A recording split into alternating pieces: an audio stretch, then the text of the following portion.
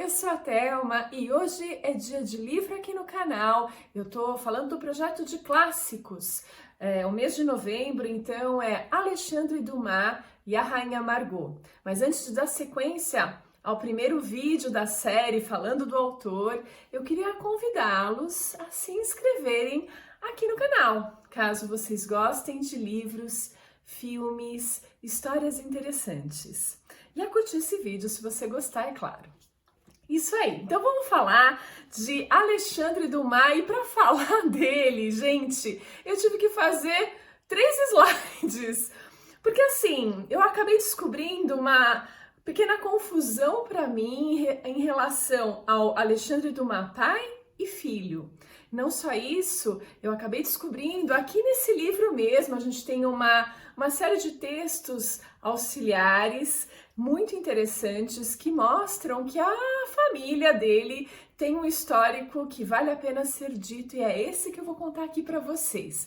Começando pelo avô paterno, que era um cara um tanto estranho e que eu quero dividir com vocês. Eu estou falando de Antoine Alexandre David, um cara bem esquisito, descendente de um nobre francês, um marquês, que logo percebeu que herdaria não só o título nobre, como também uma penca de dívidas. E o que ele faz? Ele foge para as Antilhas Francesas, no encalço do irmão mais novo, Charles, que estava indo bem por lá, ganhando dinheiro numa fazenda, então ele trata de seguir esse irmão.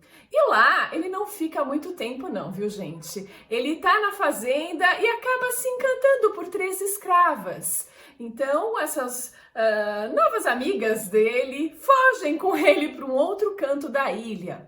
Nesse outro canto da ilha, o que ele faz? Olha só, gente, achei isso muito figura. Ele vende as 3 escravas que eram amigas dele, que se afeiçoaram a ele. Olha só o tipo desse avô. Bom, enfim, vendeu as 3 escravas e acaba comprando uma outra, ou se afeiçoando a uma outra escrava, e ela é a Marie Césette Dumas. E casa-se com ela e vai ter 4 filhos. Dentre esses 4 filhos, a gente tem o Thomas Alexandre, que é o pai do nosso autor. Então, só para a gente se localizar na história.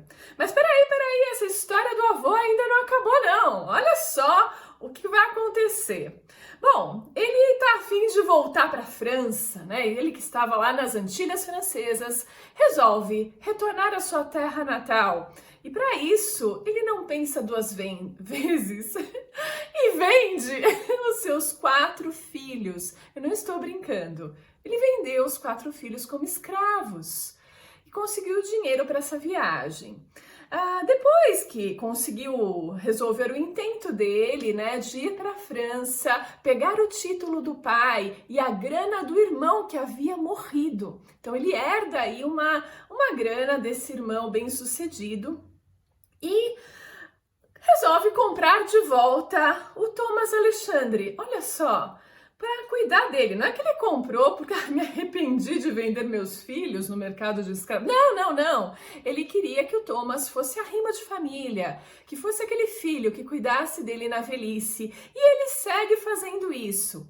Então lá quando ele tá com o Antoine, quando tá por volta dos seus 70 anos, se encanta pela cuidadora dele, sei lá, dama de companhia, era assim que chamava na época, e resolve se casar com ela. E quando o Thomas percebe isso, ele fala, quer saber? Pra mim deu. E era a época de Napoleão Bonaparte. E ele segue no exército com Napoleão e se dá muito bem. Então aqui a nossa história evolui para o filho aí, para o Thomas Alexandre, que sai para o Egito junto com o Napoleão. Mas isso não dura muito tempo, ele acaba se desentendendo e se separando dele e voltando, tomando um navio aí de volta para a França. Só que no meio do caminho ele sofre um naufrágio e acaba sendo preso em Nápoles. E aí, gente, qualquer coincidência com a futura história que o seu filho vai escrever sobre um tal Conde de Monte Cristo Talvez não seja mera coincidência. Enfim, ele acaba sendo preso, mas consegue ser libertado e volta para a França. E aí na França, ele vai se casar. Casa-se com a Marie-Louise e tem finalmente o nosso autor, o Alexandre Dumas. Ele nasce em 1802 e aos 3 anos de idade vai perder o pai. Então ele vai ser criado por essa mãe que vai observar aí nessa criança um desempenho escolar um tanto medíocre.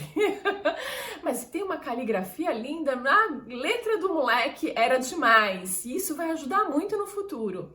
Ele segue nessa vidinha até que ele vai mais tarde assistir a uma peça, Hamlet.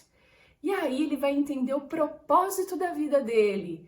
Ele vai querer se transformar no Shakespeare francês, sim. E para fazer isso, gente, ele que tinha esse desempenho medíocre escolar, mas uma caligrafia linda, ele começa a trabalhar, ele consegue um emprego bacana com um duque, alguma coisa assim, devido à sua caligrafia, e começa a ler feito um maluco. E ele quer ler no original porque ele percebeu a importância disso, então ele aprende línguas e vai ler os clássicos em seus originais. E logo vai se interessar muito pelas histórias de Walter Scott, se não me engano, um escritor de origem escocesa que adorava retratar romances históricos, fazendo uma pesquisa muito detalhada, enriquecendo esse arcabouço da história com esses dados. E o Alexandre Dumas fala, quero fazer isso. E começa escrevendo peças para teatro, como Henrique III, e começa a fazer sucesso. Com esse sucesso, ele vai, melhora de vida, começa a ter auxiliares para trabalharem com ele nessa pesquisa, para fazer esses romances históricos bem fundamentados. Ou melhor, ele ainda estava nas peças, ele vai, a partir daí, chegar perto da história da Rainha Margot, para o teatro e tal. Até que num determinado momento ele percebe que precisa diversificar, não só teatro, mas passar para os romances. E aí ele vai entrar na seara que marcou a vida dele e que marcou a literatura mundial. E eu tô falando de, por exemplo, Os Três Mosqueteiros, O Conde de Monte Cristo e o próprio Rainha Margot, que foram escritos muito rapidamente. No intervalo de 1 ano ele tinha escrito esses 3 romances. Olha só, Ele que tinha, claro, esses auxiliares que ajudavam na pesquisa, mas mesmo assim ele era altamente produtivo, convenhamos.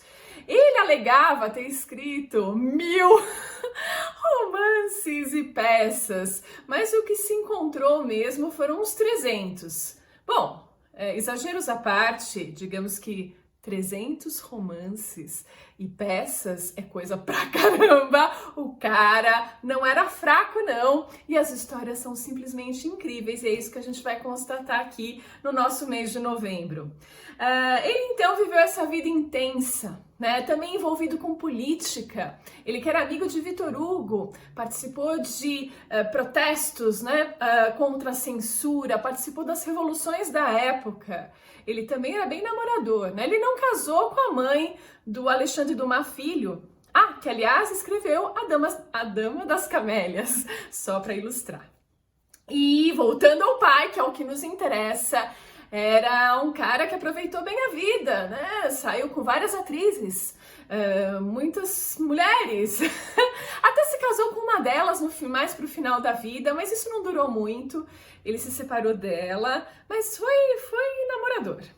E chegou aos 69 anos, quando ele faleceu, falido, Ele ganhou muito dinheiro, mas torrou a grana, ou seja, o cara aproveitou a vida mesmo. Então era aqui o que eu queria aqui para nos ajudar nesse mês de novembro, no nosso projeto Clássicos, era explicar um pouquinho quem é Alexandre Dumas, pai, um pouquinho desse histórico, contar um pouco dessa família tão peculiar, onde ele nasceu, enfim, explicar aí a diferença entre ele e o filho que escreveu A Dama das Camélias, mas que fica para um próximo projeto, porque no mês de novembro nós teremos o prazer de ler a Rainha Margot.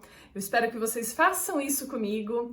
E então é isso. Fica aqui para novembro essa leitura bem bacana desse autor que tem uma história bem instigante, que vale a pena a gente conhecer melhor. É isso. Espero que vocês tenham gostado, que curtam esse vídeo e a gente se vê no próximo.